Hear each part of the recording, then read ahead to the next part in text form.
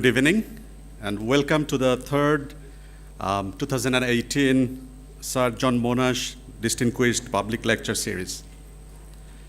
The Sir John Monash Public Lecture Series provides Monash University, Malaysia, an opportunity to engage in community in Malaysia and the region through the promotion of thought leadership in key areas that are strategic to the development of the region in the 21st century. This lecture series takes inspiration from Sir John Monash, who is considered to be one of Australia's most distinguished citizen, scholar, leader, and a man who sought to use his education and abilities for the benefit of the community.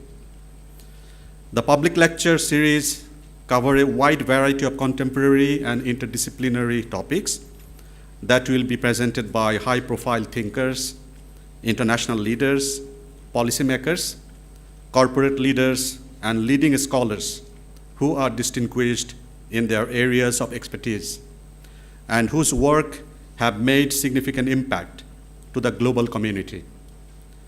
Today, we are very fortunate that we have Professor Chiu Chi-Yue, Professor of Psychology and Dean of Social Science, Chinese Academy of Science, Chinese University of Hong Kong, who will present the third Sir John Monash Public Lecture for the year on a topic titled The Social Psychology of Globalization. I'm sure you are all very keen to hear from Sir John Monash speaker today on the social psychology of globalization.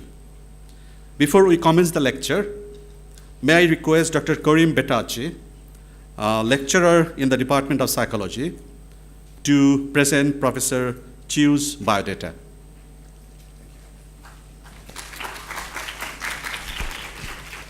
Thank you, Dr. Shamsul. Okay, good night, everyone, and good to see that this lecture hall is pretty full.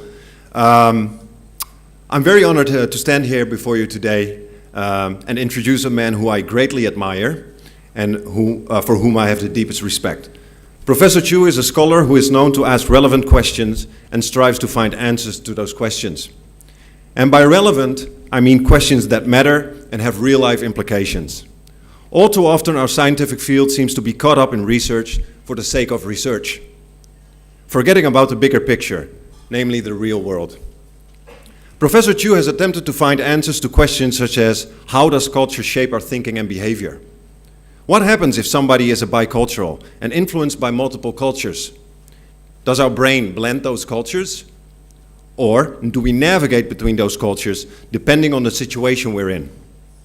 His quest for answers spans all domains of culture, whether it is religion, morality, social norms, or political ideology. By conducting ingenious empirical studies, Professor Chiu has found convincing answers to many of such questions. And it is therefore with reason that he is one of the most cited psychologists in the world. For us as members of the Malaysian society, Professor Chiu's talk on the social psychology of globalization could not have come at a more fitting time. Malaysia is not only a rapidly globalizing society, but it has also one of the most culturally diverse populations in the world. Just a glimpse at the student and staff body of Monash University proves its phenomenal diversity and multiculturalism. Professor Chiu's knowledge and understanding of multiculturalism and its influences on our psyches will prove, I'm very sure, very helpful to our understanding of the society around us. But I can also speak out of personal experience. As his former postdoctoral fellow, Professor Chiu was not only my boss, he was also my mentor. He is a mentor who opened my eyes to what it means to engage in critical, analytical, and scientific thinking. As academics, we are all aware that we have a good set of brains. Combined with a set of impressive degrees, we may sometimes get ahead of ourselves or even get arrogant. However, I can assure you, working with Professor Chiu immediately cures you from this tendency. And not just because of his friendliness and down-to-earth character, but more importantly, because his intellectual abilities really confronted me with my own smallness. And that is very humbling. Even up to this day, while being an independent academic, Professor Chiu remains my mentor, and for that I am forever grateful. So, without further ado, Please, everyone, give him a very warm welcome, Professor Chiu.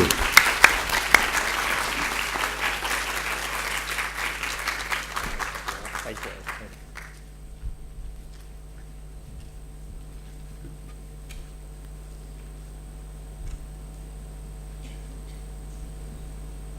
Thank you very much for the kind introduction, and thank you very much for having me here. It is really a humbling experience to be able to share with you some of my learning in the past few years on this topic in front of this very distinguished audience. Thank you very much. It is a big honor to be able to be a speaker in this very distinguished series. And today, I hope I will continue my learning into this conversation with you. Karim has been very kind in his introduction.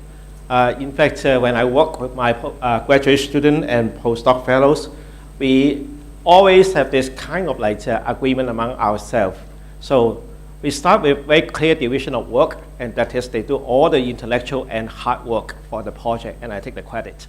So today, no exception, I take the credit of the fantastic work that my students have done.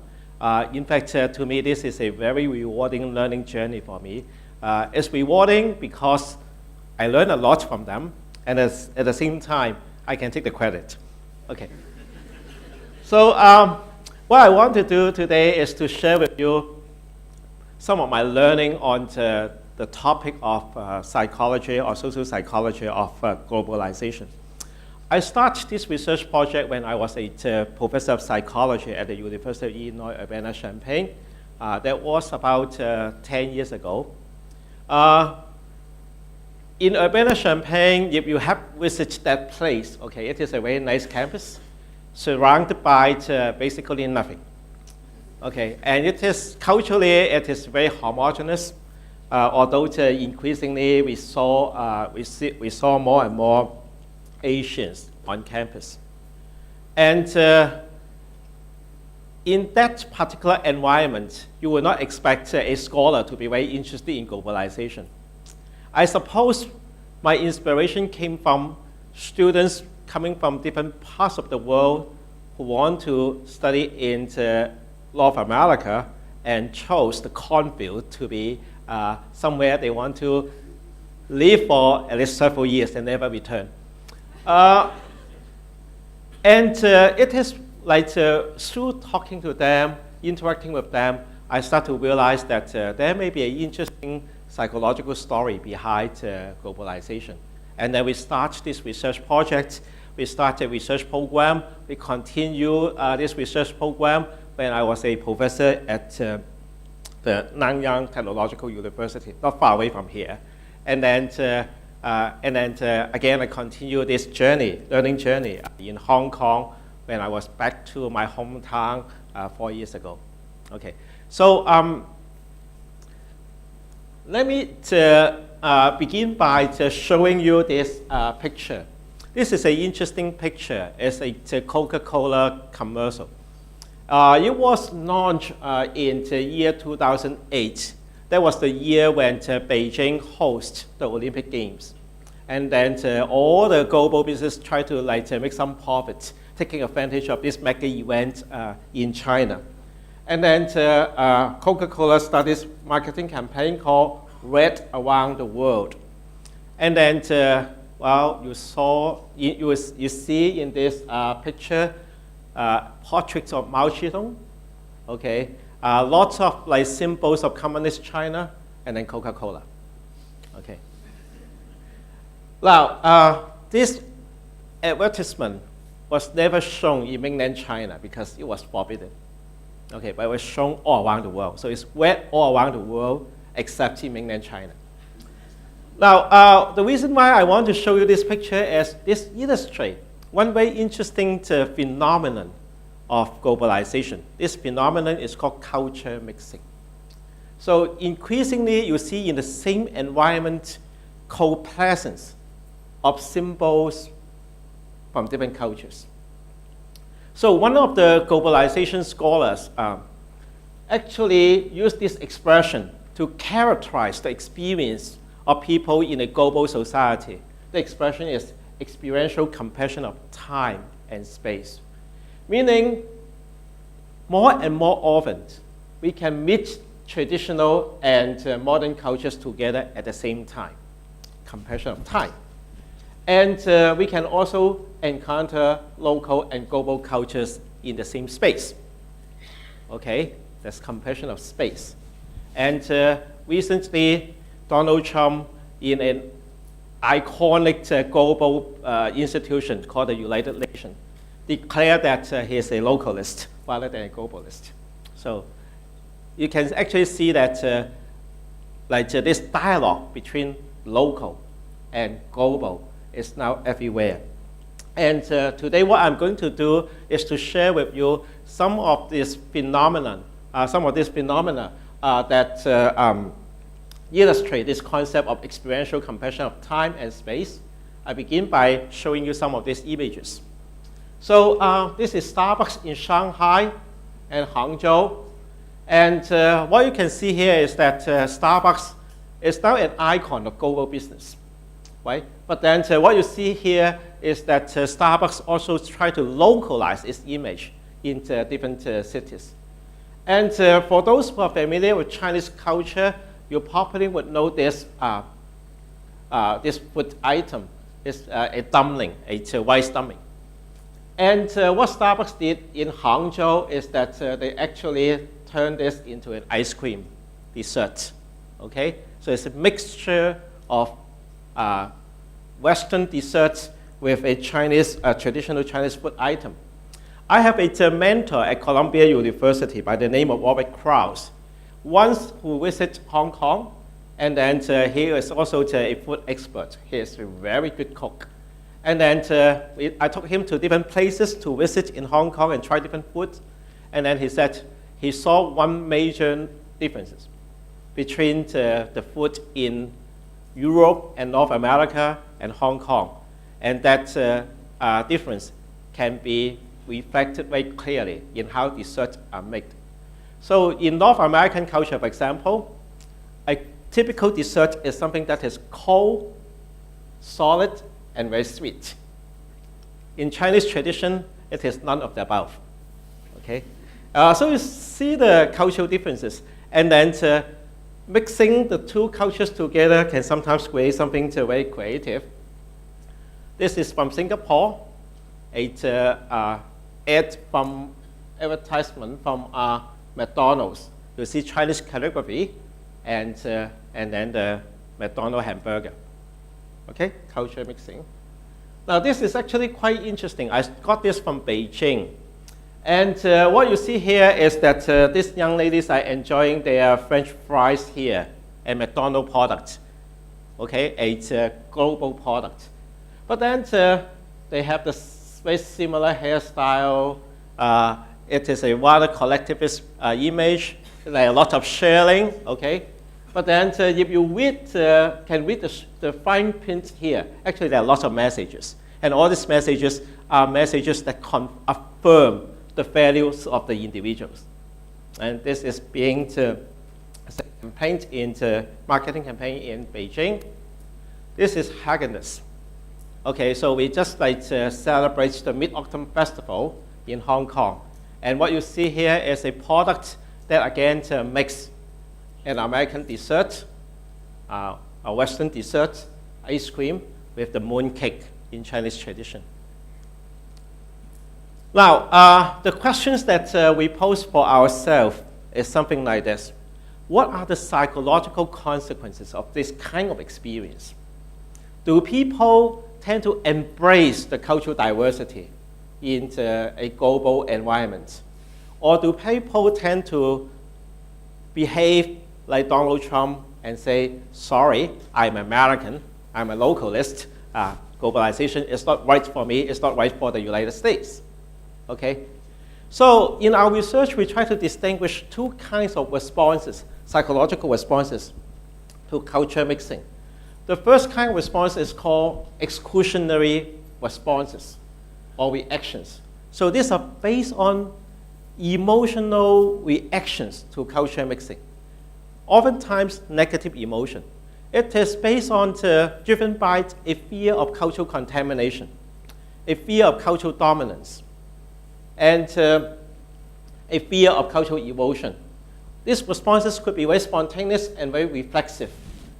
But then sometimes people may also embrace cultural diversity. They may see culture as a kind of intellectual resources that we can appropriate to generate creative ideas and new ideas. I think on this campus, I've been here only for an hour, but I can see a lot of potential for this kind of integrative reactions. This is a very multicultural environment. People carry with them their own tradition and are open to ideas from other cultures. So this campus actually creates an opportunity for us to learn from other cultures, take other cultures as intellectual resources, and combine them, recombine them to generate new knowledge. So that means the experience of culture mixing or globalization can actually create either some very reactive responses, exclusionary responses, or something or some responses that are highly integrative, highly inclusive, and also highly innovative. Now, there's lots of words here. I promise that this will be the only slide with words in it. Actually, I'm exaggerating, sorry. But you'll see fewer words and more images later. So what I want to do is to show you how we demonstrate that exposure to multiple cultures in a global environment can enhance creativity. This is based on a paper we published in American Psychologist. At that time, I was still a professor at the University of Illinois. So this is a quote from Richard Stern, one of the great writers of the time. So he said, once I went abroad, it was extremely exciting for me to become a new personality, to be detached from everything that bound me. Noticing everything that was different, that noticing of difference was very important. The languages, even though I was no good at them, were very important. How things were said, they were different, the different formulas. So being abroad has been very important. I hope this captures some of the experiences here. Being abroad, well, can actually sensitize us to cultural differences and sensitize us to the cultural blind spots that we all have, and then to do something to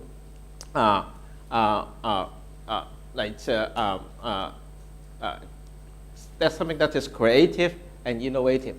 So the model that we built is based on a very simple idea.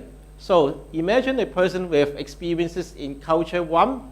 So this individual have access to idea A, which is a dominant idea in culture 1. And then another individual belongs to culture B and is familiar with culture 2 and is familiar with idea B in the culture. If this individual have the opportunity to interact with both cultures and then learn from the two cultures and learn from the ideas from the two cultures, there may be a chance that this individual can combine the two ideas and generate something new. Now, what I want to impress you with is the idea that everything that is creative is not that new. Everything that is creative is usually the result of expanding our conceptual boundaries of learned concepts. So we try to make some of the concept boundary more fluid and try to reorganize, recombine concepts together to generate something new. So this is a fashion label in Hong Kong called Shanghai Tank. Now it is getting more popular. If you go to like a major airport, you'll probably see a store there. And what they did is they tried to integrate designs into Western fashion with traditional fashion, Chinese fashion, to come up with this very nice fashion design. Show you some this picture before. And this is also quite interesting from my hometown, Hong Kong. If you visit Hong Kong and went to the Disneyland there, you may encounter this product. It's a Mickey Mouse cookies. And if you look closely, you can actually see Mickey Mouse here and there. But it is also to embed the symbol of yin and yang. Okay, so it's a design that makes cultures together. So the idea is something like this. Okay, Mickey Mouse, yin and yang, and then create something new. Now, what we want to do is to go beyond this very simple phenomenon, very straightforward phenomenon, and try to argue that simply by exposing you to multiple cultures at the same time, you become more creative in general. Okay, so that would be the cognitive benefits of multiculturalism. So what we did is we quote some students from Illinois, Urbana-Champaign. They were all European Americans, and we screened them to make sure that these students really have very little multicultural experience. For example, they don't even have an American passport. They have never traveled outside of the state of Illinois, for example. So these are monocultural, I would say, rather monocultural participants. And then in the experiment, we randomly exposed them to, assign them to one of the experimental conditions. And in one condition, they built a 45-minute multimedia slideshow of one or two cultures. So here is the condition. I should say, in one condition, they didn't do anything, and then they proceed to the test of creativity directly. And then in another condition, they watch a slideshow that lasts for about 45 minutes with pictures like this. They were all pictures about American cultures, their own culture. All right? Okay? And then in the third experimental condition, they saw some Chinese slides. Okay? Something like this. And then in the fourth condition, they saw some slides that depict Chinese American culture mixing together. Or side by side, okay, side by side, like this. So you have the Chinese picture here, and then the American pictures here. The same here. So immediately after they have watched the slideshow, we asked them to perform one task. This is a test of their creativity. So the task goes like this. They read a summary of the Cinderella story. Okay? It's a very familiar story to them. And then they review some demographic statistics of Turkey. And then they were asked to rewrite the story for Turkish children. And then we code the level of creativity in the story they produce. So that was immediately after they watched the slideshow. Okay? And then a few days later, we call them again, invite them to come to our lab and give them another test of creativity. This test is very simple. We just give them this word, time, and ask them to generate two analogies. Time is like what? And then we code the level of originality and creativity in the analogies that they create. And here is the results. If you look at how creative the story, the Cinderella story was, you'll find out that there were no differences among the first three conditions. In the American Chinese joint presentation conditions, there is an increase in the level of creativity. Now, this is important because what you see here is that simply by showing American students picture of Chinese culture actually have no effect on their creative performance. Simply by exposing them to another culture doesn't really create a creative benefit. What is really necessary to create a creative benefit is to present pictures of Chinese and American cultures to them at the same time. And that is very important because when you present pictures of both cultures to them at the same time, they start to make comparisons. They start to see that, oh, there is something in another culture that is not there in my culture. There's something in my culture that is not there in another culture. And then they start to think about, can these ideas be mixed together? 5 to 7 days later, when we analyzed the analogist they produced, we saw exactly the same time, the same pattern. So simply expose the participants to pictures of two cultures at the same time, create a creative benefit for the students even 5 to 7 days later. Now imagine that you have this wonderful campus here, right? Day in, day out, students were exposed to ideas and people from different cultures. And you saw them together in the same context, in the same classroom. Imagine the psychological benefits, the cognitive benefits, the creative benefits this could create. So I'd like to congratulate you on having such a wonderful multicultural environment here. This is something I'm very envious of in Hong Kong. Now, if you look at the reflection of the participant at the end of the experiment, well, this is something that they wrote. If they were, this is the reflection of a participant in the joint activation condition, or the condition where they saw pictures of Chinese culture and American culture at the same time. It's that blending furniture style of multiple cultures not only emphasizes the extent to which aspect of a certain culture rob off another, but also produce an entirely new style which is aesthetically pleasing. So that is sometimes how creative work is generated. But there's too many words here. I think I will just skip them. Okay, now I want to turn to the second kind of reaction. The second kind of reaction is more exclusionary, more Donald Trump type reactions. Okay, exclusionary reaction. I don't want to be a globalist. I want to be a localist. How did that happen? And again, I want to show you some pictures and images first. So this is a real incident that happened into the hometown of Confucius. So they want to build a church that is 3 meters away from the Confucius temple in his hometown. And then these are the reaction in the newspaper, Chinese newspaper, in response to this project.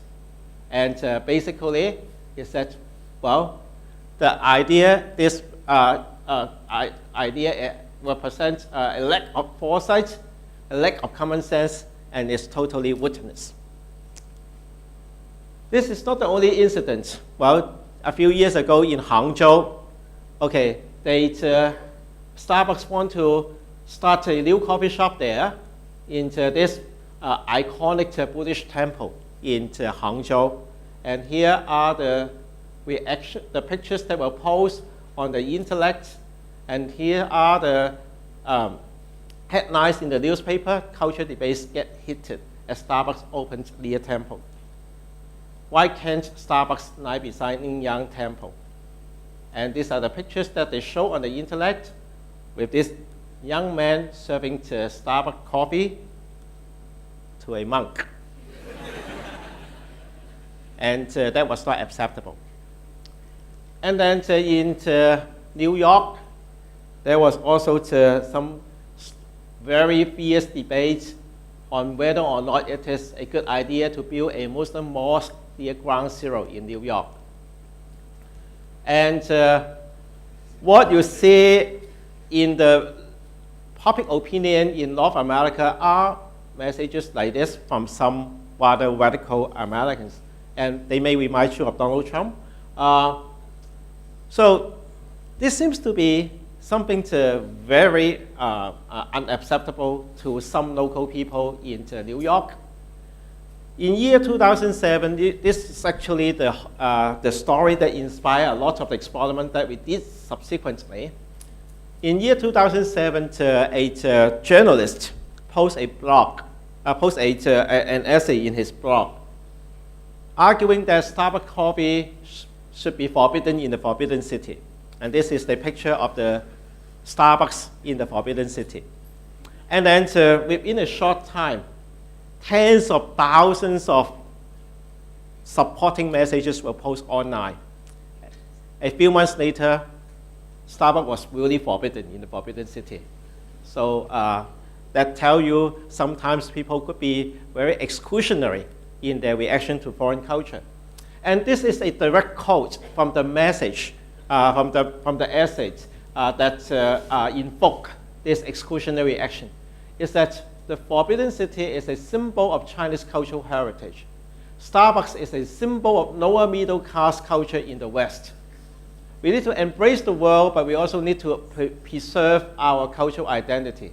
There's a fine line between globalization and contamination. But please don't interpret this as an act of nationalism. This is just about we Chinese respecting ourselves.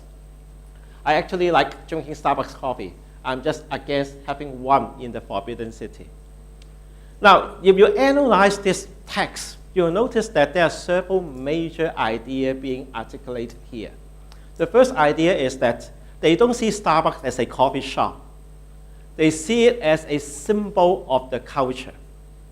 In fact, a sacred symbol, it's a symbol of lower middle class culture in the West.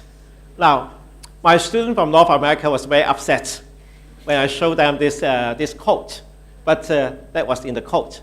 But then they also did not see Forbidden City as a museum, a tourist spot in Beijing. The Forbidden City Museum was presented as a sacred symbol of Chinese culture.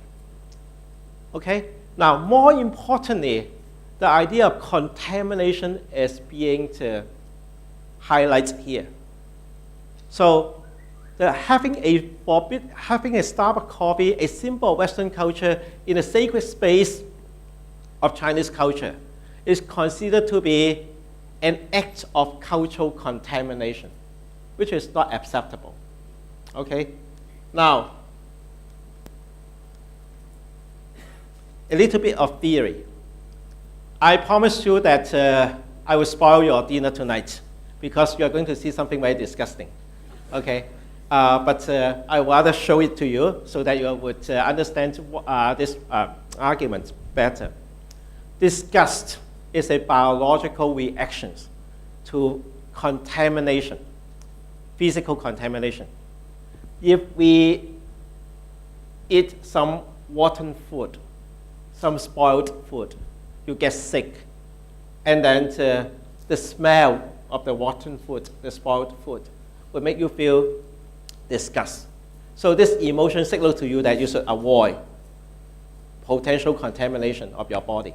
So that is the primary reaction to contaminate food. But then human beings are very creative. They like to generalize. So from all disgust, we create something called moral disgust. Moral disgust is more like, okay, having something that is really bad for your moral system, contaminated your moral system. Okay?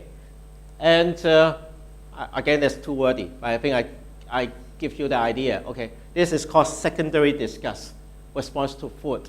Okay? Now, in your labeling country, in Singapore, I think in Malaysia as well, there's a lot of respect for cultural differences. We know that, well, for some cultures, they see some food traditions to be really sacred, like halal food, okay, into the Islamic culture. You are not supposed to contaminate the halal food there. And so in Singapore, there are food courts that do not allow people to bring non-halal foods inside. And I think probably the same here. Right? Sorry for the disgusting images. Okay. Now, suppose I show you this picture, which is a pizza or a keen hand, and a cockroach. And then, okay, you know what this is. And then I also show you this picture where the cockroach is on your pizza. Okay, so which is more disgusting? All of them are disgusting, right? But how about we move this into the cultural domain? Suppose I show you a picture of an American kid holding an American flag. Okay, right? A Chinese holding a Chinese flag. Okay. How about this? A Chinese holding an American boy holding a Chinese flag. That is mixing. Well, depending on your political ideology, some people may feel not very comfortable seeing this. How about this? Okay. Which is more disgusting? Now, how about this?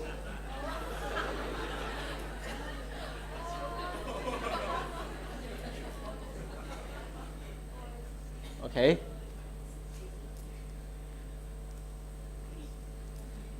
How about this? Okay. Now, some of them are real, some of them are our own creation. The purpose of creating these images is to make sure that our participants will feel really disgusted. Okay. And we want to know what is most disgusting to the participant. Will a picture of this be disgusting? A picture of this be disgusting? A picture of this be disgusting? That is, if American Western food and Chinese food putting together or mixed together. So this is the result. So when you mix cultural images together,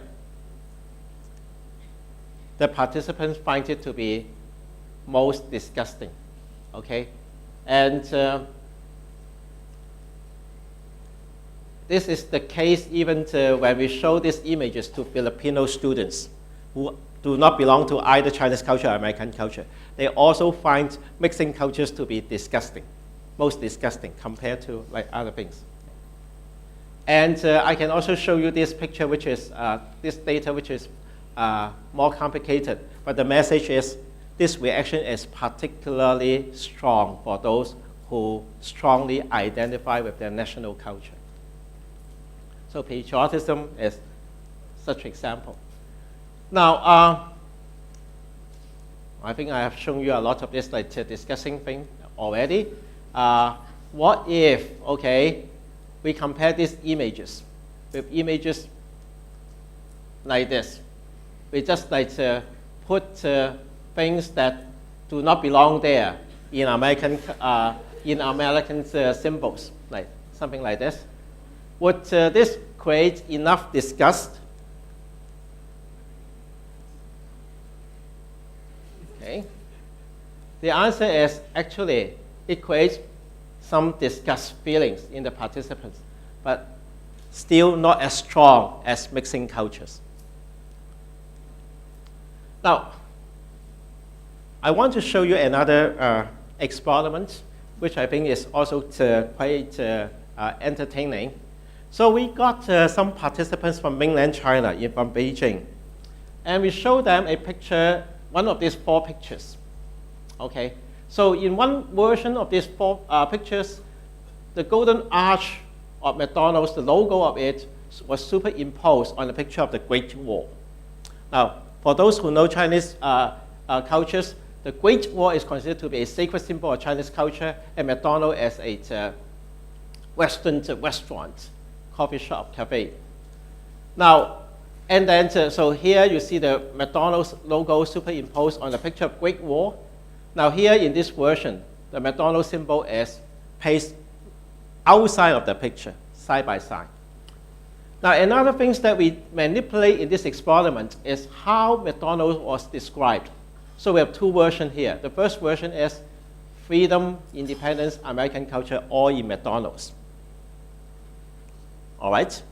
So what we did is we tried to make people feel that McDonald's is a symbol of American culture. And another version is fast, convenient, delicious, all in McDonald's. Okay? So in this version, we try to make people feel that McDonald's is just a restaurant. So it's a 2x2 experimental design, and then we measure their reactions to these pictures. These are the technical details that I will skip. This is basically how their reaction, this was the reaction to the 4 version of the presentation. So what you see here is that people are generally quite positive towards McDonald's. It was framed as a restaurant only. It's just a business. Okay? It's just a business. It serves fast, efficient, delicious food to people. And it doesn't really matter whether you put the McDonald's logo next to the picture or superimpose it onto the picture. It doesn't really matter. They are quite okay with it. But when you tell people that, hey, guys, McDonald's is a symbol of American culture, the world changed, the perceptual world changed for the Beijing students, participants. So if they tell them that McDonald's is a symbol of Chinese culture, McDonald's is a symbol of American culture, and you superimpose the logo of McDonald's onto the Great Wall, you are hurting the feelings of the Chinese people. And they got really upset about it. This is not something particular to American culture because we did it in the United States as well. And you can frame this as Mao Zedong as a symbol of Chinese culture, or you can frame him just as a famous person.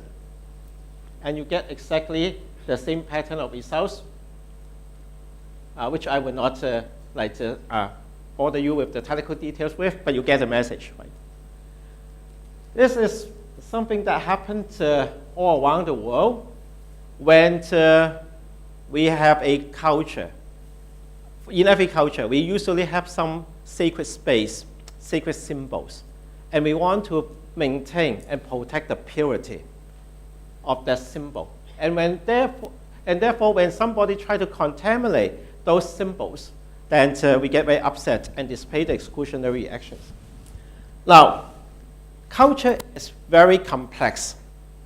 It consists of different kinds of elements. Some of those elements are more like material elements. Some of them are more symbolic. And some of them are more sacred. What I want to tell you is that, well, people can actually recognize what symbol of a culture is just material symbol. What symbols are symbolic and what symbols are sacred. And this is a study that we did in China. The study have already been published. So basically, we provide a list of symbols of Chinese culture to the participants and ask them to just sort them into different categories. And then we use a statistical technique called cluster analysis to analyze the sorting, and then we find out that, well, consistently, people can distinguish 3 kinds of cultural symbols. The first kind of symbols are like mahjong. They're just like material culture. And then another one is more like the imperial Paris dumplings. So they are more symbolic of Chinese culture. And the third one is considered to be quite sacred, like the Qingming festival, Confucius. And then we ask people questions about these symbols. And we find out that, well, if a symbol belongs to the material domain only, people feel that, well, it is quite malleable. You can change it easily. You don't really need to be concerned about its purity, and you can tolerate contamination of these symbols. But if a symbol is considered to be a sacred symbol of the culture, it cannot be changed. For example, for Christians, if you use chocolate to make a crucifix, okay, then they may get quite upset. Purity is a major concern, and tolerance of contamination of sacred symbol is actually quite low. So we want to see whether or not people tend to display the exclusionary reactions if you really try to contaminate the sacred symbols rather than the material symbol or the symbolic symbols. So this is the study that we did in China. This study was created by using these images. This is Chinese dumpling. This is pizza. There's no mixing there. And then we also create a situation, a condition in which we present the pizza together with the dumpling side by side. But this is the most dramatic one. Okay. It's a dumpling pizza. Okay. Now, but that is not the fun part of this experiment. The fun part of this experiment is the manipulation of when this new dumpling pizza was introduced. In one condition, we told them that this new new food item is going to be present at a food festival. Okay? So it will be a new item, a creative item in a food festival. So we try to paste this new product into a material domain, in the material domain. So in another condition, we told the participant that, well, these dumpling pieces will be introduced in a cultural festival, not a food festival. So we try to paste this food item in the context of in the concept, in the symbolic domain. And finally, we told them that this product would be introduced in the Qingming festival. That is the festival the Chinese, in Chinese cultures, to worship the ancestors. So it is the spiritual domain. It's the same food item, but we told them that this item will be introduced either in a food festival, a cultural festival, or the Qingming festival. Okay, just one word difference. Okay, and then we see how happy they are with this item.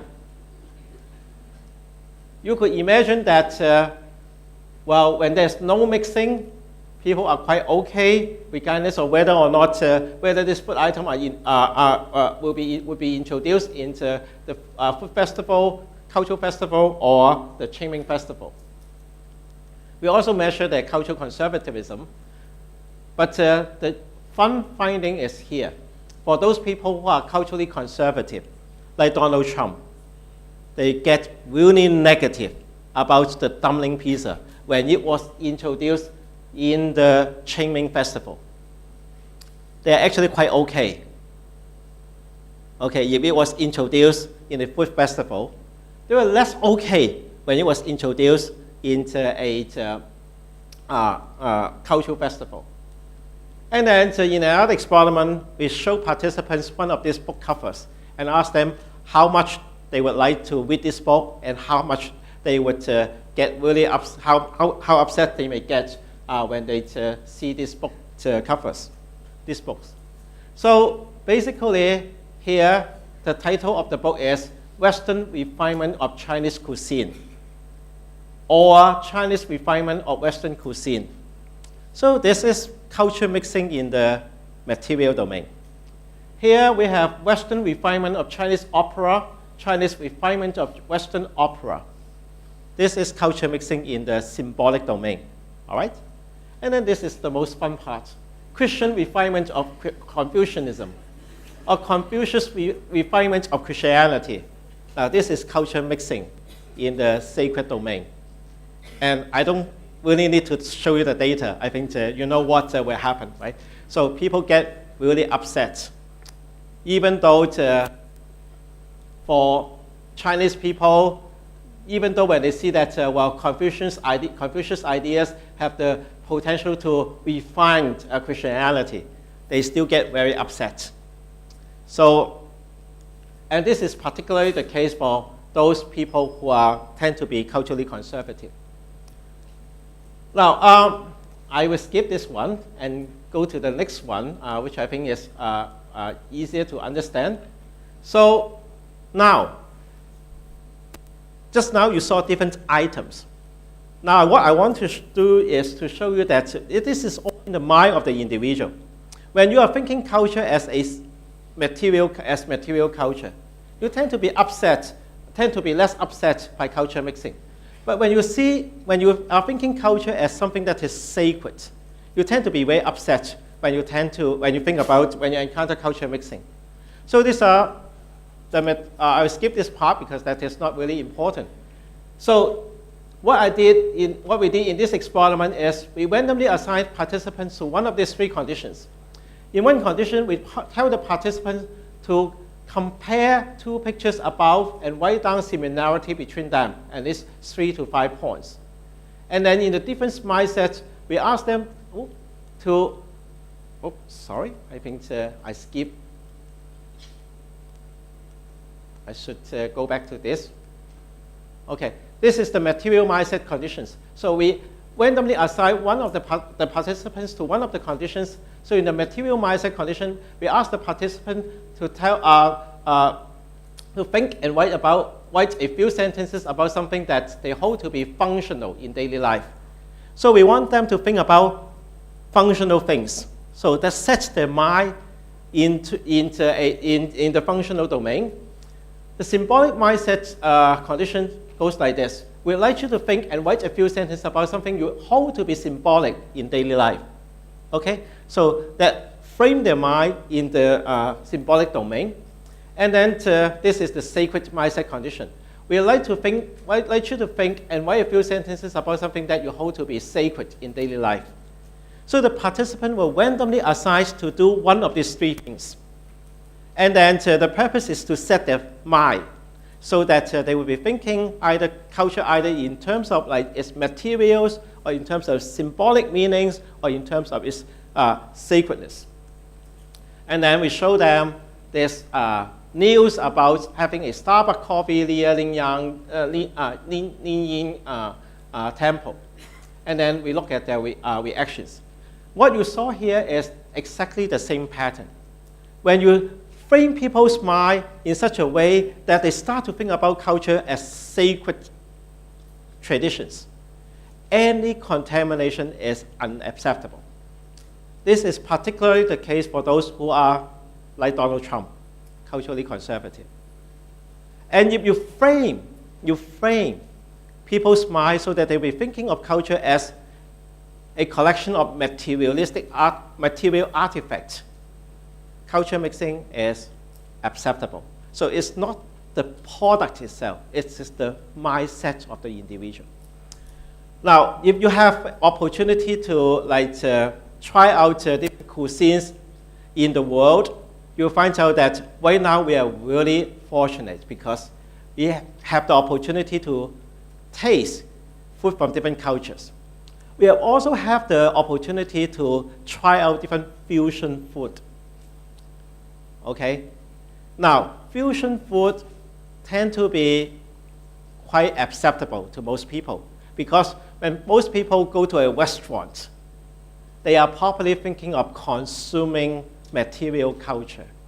Therefore, it is perfectly okay to mix culture. And you can actually generate a lot of creative ideas in the material domain. Okay? However, if people go into a situation with the mindset that they are going to pay tributes to the sacred tradition in their culture, and then they start to see a lot of culture mixing, they will get very upset. So that's why at the very beginning of this lecture, I said, well, culture mixing, globalization can create contrastive reactions. The reactions could be highly innovative, highly creative.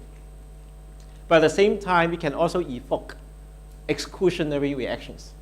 And now we have a way to understand why some people tend to be very open to and receptive to other cultures, and why some people tend to be more conservative in response to globalization. We also have a way to understand under what circumstances culture mixing could evoke creative responses, and under what circumstances culture mixing could evoke exclusionary reactions. So after all, Donald Trump is human, right? He has his political ideology, and he considers the American way to be something very sacred. His presidential campaign is based on the idea of making America great again. So he was thinking about American culture not just as a collection of material artifacts. The trade war is not just about trade. It's about, to him, about defending the American way, making America great again. So after all, he is human. And powerful as he cannot really define the influence of those psychological forces and act on him. So I know that time is up, and I don't want to use more of your time to listen to these stories, and because I know that you have a more exciting story to offer. So perhaps I stop here, and then we can have more discussion. Thank you very much.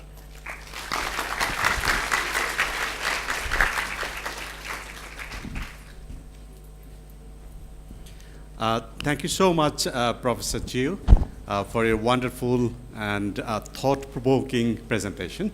I think we have 30 minutes now for question and answer.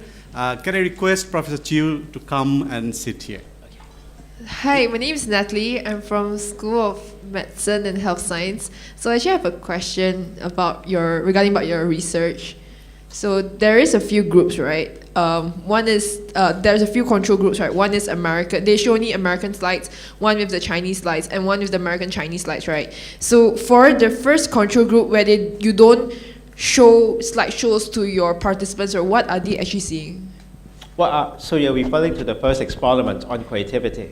I think that's the first experiment with the American Chinese and American Chinese, right? For your groups. And then there's one control group, right? Yes. That they don't see any slideshows, right? But what Yes, they do? Yeah. Well, actually, they proceed directly to the creativity test. So basically, it is like no slideshow at all, proceed to the test. That is one group. And the other group is shown slides of Chinese culture or slides of American cultures. And then the last group is they saw slides of Chinese culture and American culture at the same time. And only the group that was shown pictures of both culture at the same time have some creative benefit. Okay. Thank you. Here,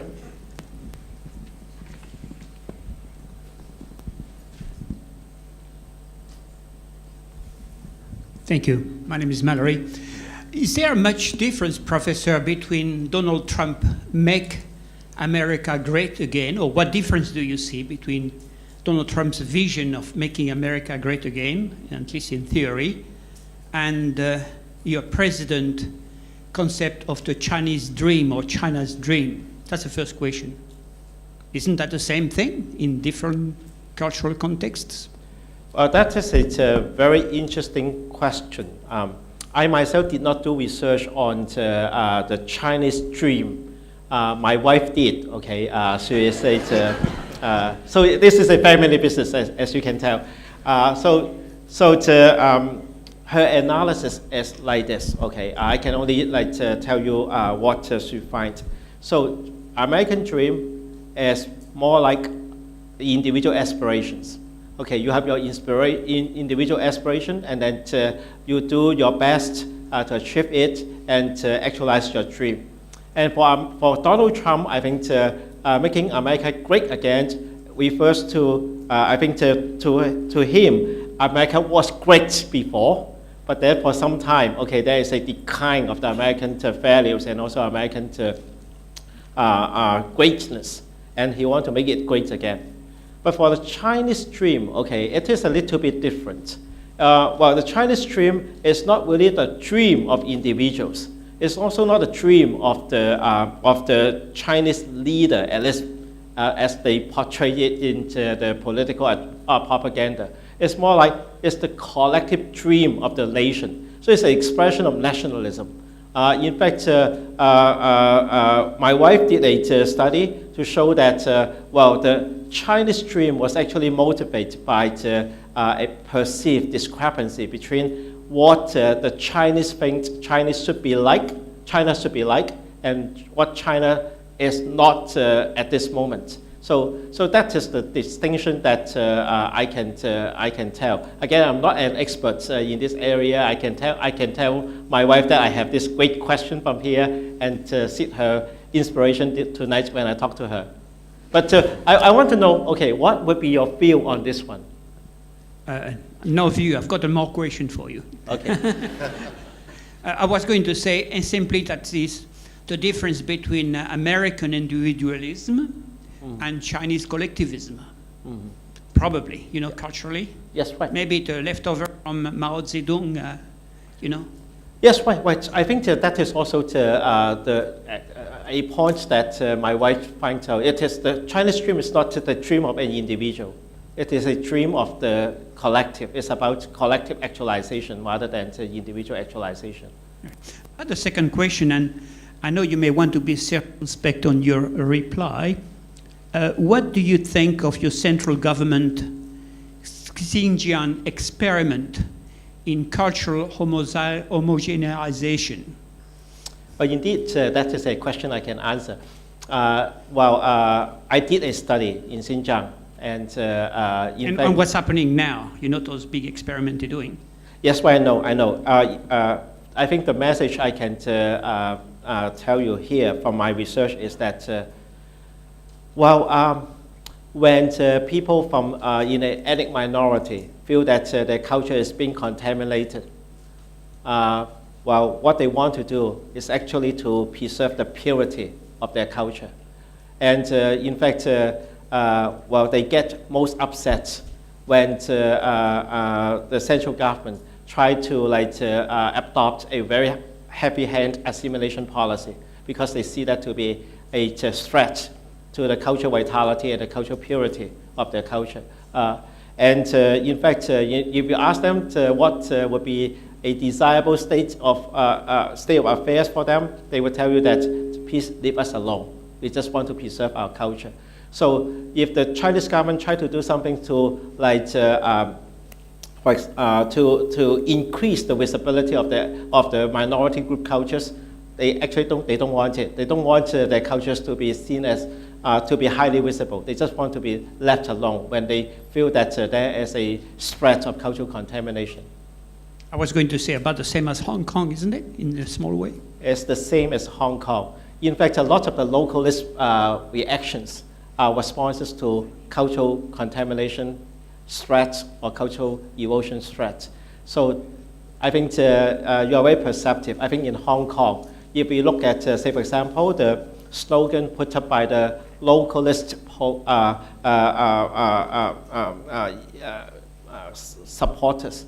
So what they would say is, well, I don't want to influence mainland China.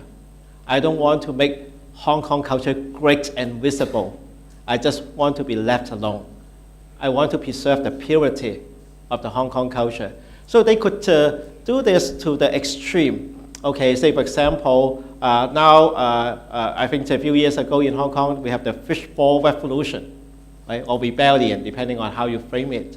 So fishball, which was something in the material domain before, was elevated to the level of being a sacred symbol of Hong Kong culture. So that's why people feel that they need to do something to protect the purity of this sacred culture. So I think you're right about that. I agree with you. So I hope the central government will listen to you, wise counsel. I'm not that optimistic though. Yeah, my name is Tan.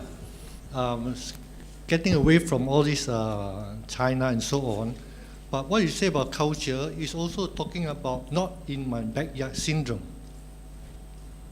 For example, people want energy, right? But they say, but no, don't put a nuclear plant behind my house, next to my house. But I want the energy, but please put it to somewhere else. Now, this culture, same with rubbish bin and same with what's called cemetery and so forth, you know.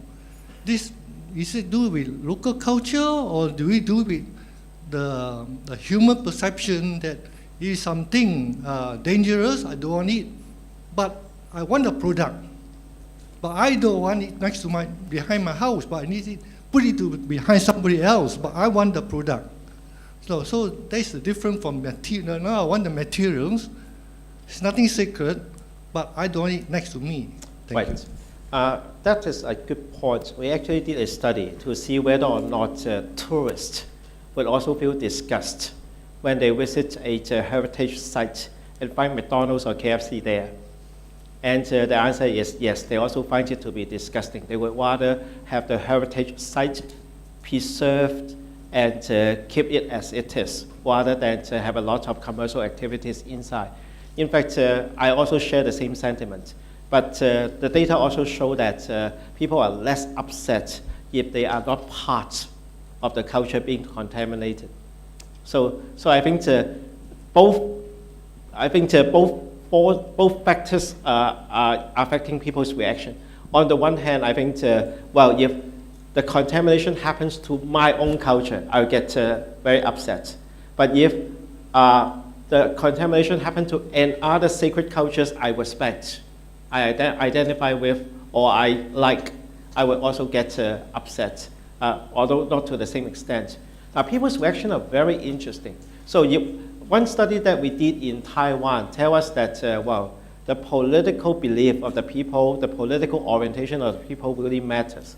So, like the McDonald's experiments that I show you in the slide, in the presentation, we post McDonald's logo onto the Great Wall, okay, and put this slogan there saying that McDonald's is a symbol of American culture. We show this to Taiwanese, and you know in Taiwan there were some Taiwanese who are pro-independence of Taiwan. They actually say, wow, this is really great.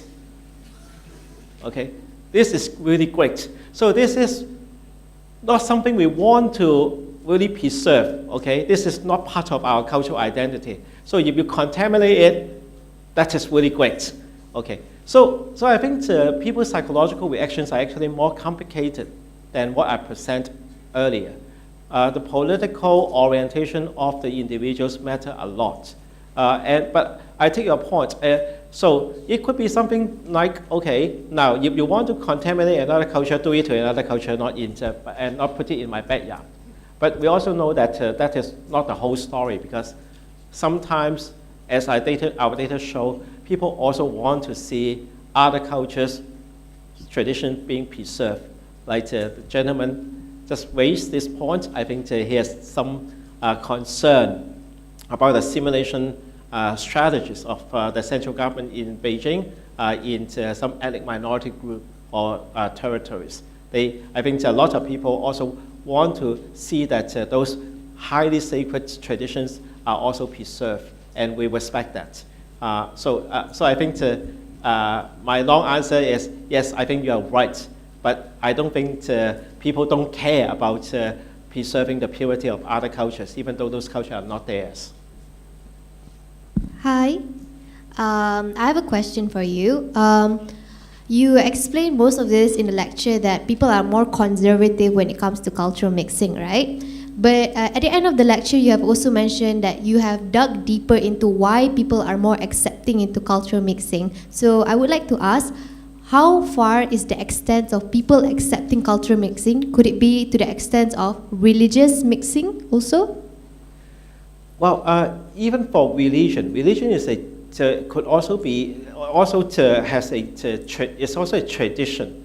In every tradition, there are something that are more fungible, more malleable, and there are something that are more fundamental or more tied to the core values of the culture. So I think my analysis also applies to religion in the sense that, say for example, the architecture of church, okay, that may be more malleable, and therefore I think we see more innovations into the architectures of Christian churches, for example. But there are some aspects that are considered to be very sacred. Some practices that are considered to be really like sacred in the tradition. And I think it would be very unwise to really try to contaminate or try to mix those sacred elements of the cultures with other cultures. Now, religion is one example. Even an academic discipline is like this. Okay, academic discipline also have some core concept that you are not supposed to mutilate or change. But there are a lot of concepts that are more amenable to changes. Like my colleagues in the sociology department tell me that don't do anything, don't try to bring in any concept from psychology into sociology. That would create a threat to the discipline. That would undermine our assumption in non-reductionistic social science. Okay, so what I want to say is that an academic discipline is a culture, a religion is a culture, and national culture is a culture, and in every culture there are different components there are different aspects there. Some aspects are more amenable to changes, some aspects are less amenable to changes. If you go to Japan, for example, Japan is considered to be a culture, a country that have been quite successful in preserving its nationalistic culture. But it's also a culture with a lot of innovations. And most innovation actually happen in the material domain rather in the sacred domain. So the Shinto temples are the Shinto temples that you may see in the 10th dynasty in China. In terms of the architecture, there are practices that are very resistant to changes. And those practices are more tied to the core values of the tradition. So I don't know whether I answered your question, but culture is not monolithic. It's not just one thing. It is actually quite complex. Hi, my name is Chia from School of Business. I'm thinking of bringing in the generation gap between Gen X, Gen Y, Gen Z, as well as baby boomers. Whether there's a range of conservatism between them, and would you say that those who are have a lower conservatism on the side of assuming that Gen Z and Gen Y has lower conservatism, would you think that that would be more beneficial for the world, or would it be bad because of mixing culture? Thank you. Now, that is a questions I cannot answer with data because I really haven't done studies in this area to see whether or not people from a certain generations tend to be more conservative or liberals. Many of my mentors in graduate school, they identify themselves as liberals, okay, and they belong to the 1960s revolutionary eras, post-war eras. But I really don't know whether or not younger people are more conservative or more liberal than before. I think one way to think about this is when you say conservative, you want to maintain something. When you say you are liberal, you are more open to changes. You are more open to progress. Okay, so I think in every generation, there are something that we want to preserve, and there are also something that we allow more changes. And just like the data that I showed you just now, you may think that being conservative is really in the DNA of the individual, but then a simple experimental manipulation can actually change their mindset very easily. So even though you may consider yourself to be a cultural conservative, if I frame your mind in such a way that you don't see culture as a sacred tradition, but more as a collection of material artifacts, then you start to become more open-minded. Okay, just like what happened in Chinese history. So at the turn of the 20th century, okay, well, there are a lot of debates between the intellectuals on whether or not China should go into wholehearted westernization, or whether they should only restrict modernization to the material domain. But then what is in the material domain and what is in the sacred domain could be quite arbitrary. Say, for example, educational system. Is it in the material domain, symbolic domain, or in the sacred domain? You can frame it. You can debate it. And depending on the outcome of the debate, people may be more willing to change something which is very fundamental in the system, or they may resist the change. So I think to me, this is not really something that is very deep into human personality. It is really about how we make sense of the changes that is happening to us and how we frame an issue, whether we tend to see it as something that is primarily in the material domain or something that is primarily in the symbolic domain or something that is in the sacred domain.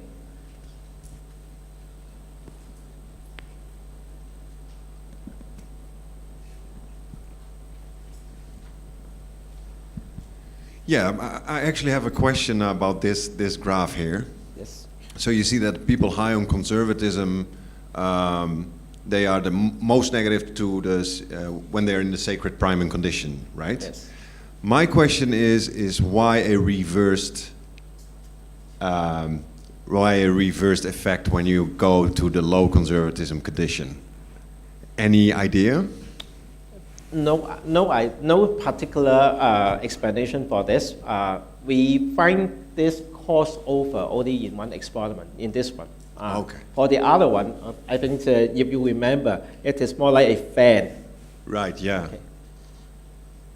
So let's try to replicate this result first before I offer an interpretation. Okay. Hi. Okay. So you've broken down the culture into material, symbolic, and sacred. But nowadays there's this, like for example in Britain, they have like, we don't want them immigrants coming and contaminating like the Britishness and all that. So a whole country as a whole, how would that come under like material, symbolic, and sacred? That's my first question. And then my second question is, so when immigrants come to a country, and you've talked about, the hot and the cold, what are the possible solutions that, a country could achieve, or like just the solutions to stop the prejudices when an immigrant comes? That's just something I can talk for like 2 hours. In fact, that is another talk. Now, there are like to answer these questions, you need to know why people want to preserve the purity of culture. Why do they want to preserve the integrity of their culture? So, if you go a step further, then you'll be asking this question: what is culture for the individual? Why do we need culture? Okay. And one of the reasons why we need culture is because culture offers some kind of existential security to the individuals. If you look at all the major religious traditions in the world, they have one common goal. And that goal is, it tells us what is the meaning of existence. Why, for example, are you sitting here when the weather is so good outside? Why do you work so hard to like learn something, to develop your career when you know that one day you will die? Right? So that is the existential question that we all face. So in academia, we have a saying called publish or perish. The reality is publish or not, you perish. If that is the reality, then how do we deal with this existential terror? And culture offers one solution. And that solution is, if you are a good member of the culture, you will remember in your culture. So even though you die physically, you become immortalized symbolically. And different traditions, different cultures offer different solutions to, different version of answer to this question, but essentially there are a lot of similarities in them. So one of the reasons why we need culture is because it addresses this very important question: what is meaning in life? If we are all going to die, right? And those sacred ideas in a traditions also tend to resonate with this human need. And that's why, we have these hot reactions. Now, I can tell you that some very minor manipulation that address people's existential terror can actually reduce the exclusionary reactions. Say, for example, what if we just like to ask the participants to affirm the values of their beliefs before they went through all this experimental manipulation and also the measure of their reactions to foreign cultures? I can tell you that this works perfectly. What if I tell you that, don't worry, globalization is not going to cause erosion of cultures. It will actually help to create new variants of your culture and make it more exciting, more interesting. That will also help people to address their concern about cultural contamination and erosion. Now, the threat by the immigrants in the UK, for example, is a threat. It's a realistic threat as well as a symbolic threat. And likewise, the threat in Hong Kong is both a realistic threat as well as a symbolic threat to the integrity of the culture. And so if we can increase people's confidence in the vitality of their own cultures, that will actually help to reduce their reaction, exclusionary reaction. But that is just one possible solution. Now, and then another solution is to highlight similarity and communality of people from different cultures. Now, I think what I didn't tell you very explicitly at the beginning is that all these effects of culture mixing originate from one perception, and that is culture are different. Cultural contrast is there. So when people are aware of the cultural differences, either they're motivated to learn from other cultures, or they want to reject the other cultures because they fear that a very dissimilar culture coming in would contaminate my culture. All this have to do with the initial perception that cultures are different. And that's why simply exposing people to a foreign culture does not really increase people's creativity. So those American kids in the Midwest, you show them pictures of Chinese culture only, no effect on their creative performance. But if you show them pictures of American cultures and Chinese culture together, then they start to notice the cultural differences. And if the condition is right, you engage them in creative problem solving. Okay, so if you really want to get rid of both the cool reaction and the hot reactions, well, just ask them to think about cultural similarity and communality. That would already be quite effective in reducing those impacts. To me, I think really the ideal model for intercultural relationship would be like cooking your eggs in a sunny side up format.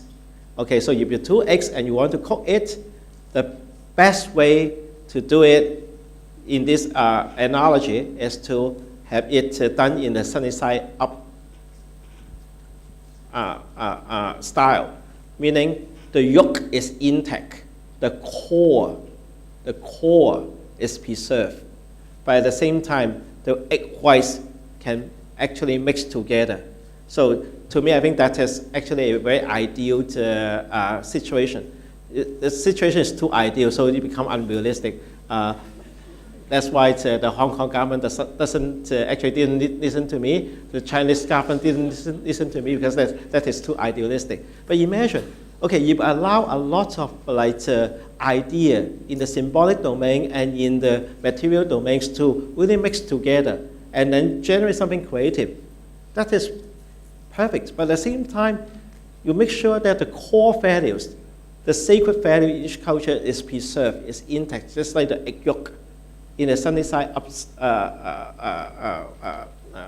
2x style.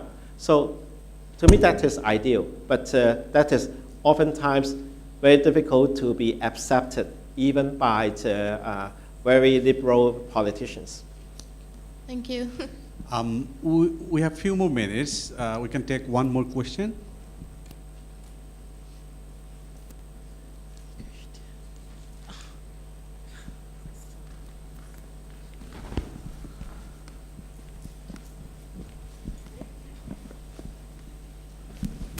My name is Jane. I'd like to ask Professor Chiu one question. We are at Monash, and we have the fortune to have multicultural students in the classroom. So what would you recommend me as an educator to capitalize the multiculturalism in our classroom? Okay. This is a really good question. And right now, I think the research evidence is very clear. If you look at multicultural experiences, you can actually distinguish between deep multicultural learning versus superficial cultural learning. Deep learning refers to you really understand the core values of another cultures and how their practices are related to their core values. Superficial cultures learning is just like, I know a lot about other cultures, their practices, but I don't really have a deep understanding of why they're doing it. Okay, you just notice a lot of different practices in other cultures. Now, I can tell you that research findings are now telling us that if you really want to leverage on a multicultural environment to promote, for example, intellectual growth, creativity, you have to really promote deep cultural learning. Simply by telling people that Americans are like this, Asians are like this, it's not going to help.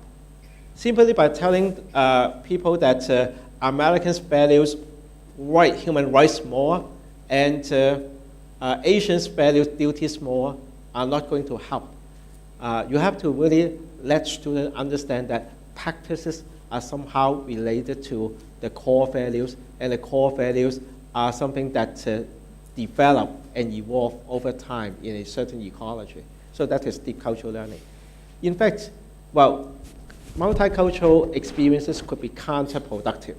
For example, there is data showing that if people just have superficial understanding of cultures, they tend to become more dishonest. The reason for that is counterintuitive. You may think that, wow, by knowing other cultures, we start to respect other cultures more. We start to develop all these very individualistic values more.